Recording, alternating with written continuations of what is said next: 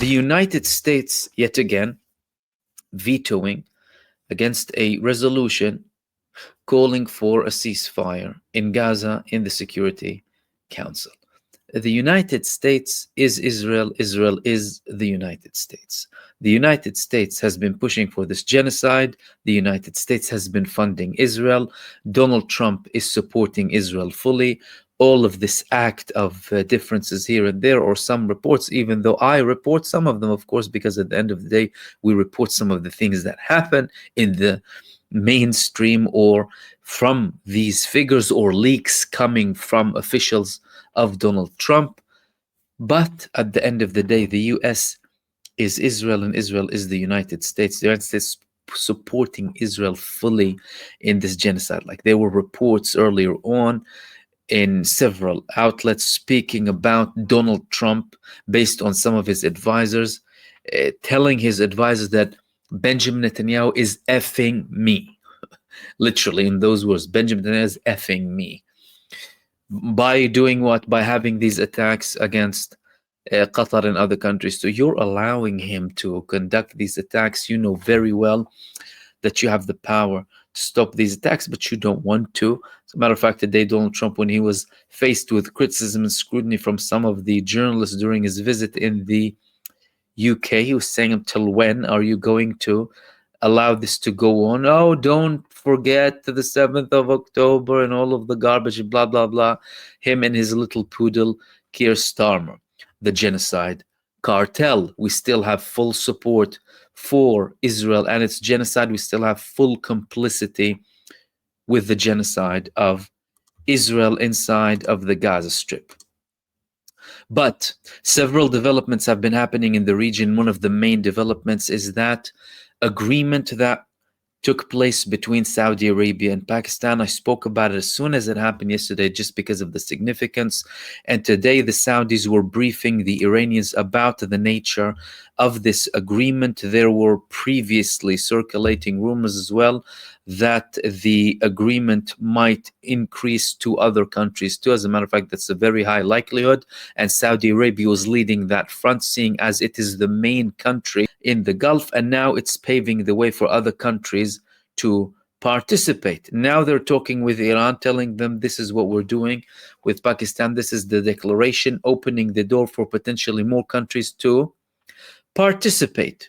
Turkey and Egypt are conducting serious drills in the next coming days, multiple reports, the first in 13 years at that level. Turkey and Egypt have formed the Strategic Cooperation Council over a year ago. Egypt has total involvement in the fighter jet project of Turkey, and they purchased a lot of drones from them. A lot of things are happening. A lot of things are escalating. But I think many people still don't really realize the significance of the bilateral agreement between Saudi Arabia and Pakistan. Pakistan is a nuclear country.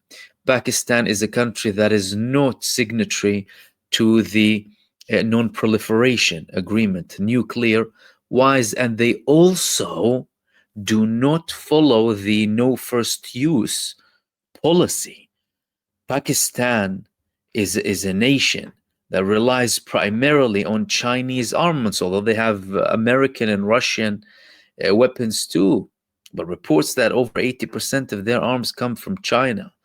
That, in effect, is creating all of this combination, all of this arrow coming from China through Pakistan to the Gulf area, creating a nuclear deterrence and, in effect, establishing new powers. And that's something that the Iranian president was speaking about during a recent meeting that he had with the Minister of Energy in Russia, who visited Iran and met with the president, met with the head of the Iranian armed forces as well. The Iranian president said that that's it, the era of the unipolar world ended. It's over.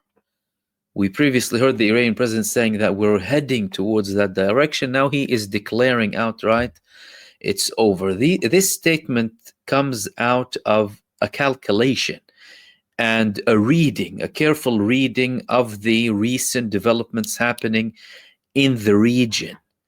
The Iranian president has always been calling for a multipolar world. As a matter of fact, the Turkish president as well, the Egyptian president too, calling for a multipolar world with multiple fronts. And now clearly with this formation of this defense pact happening between two Muslim countries, one Arab and one Muslim, of course, Pakistan and Saudi Arabia, this is completely burying the hegemony of the United States and the unipolar world.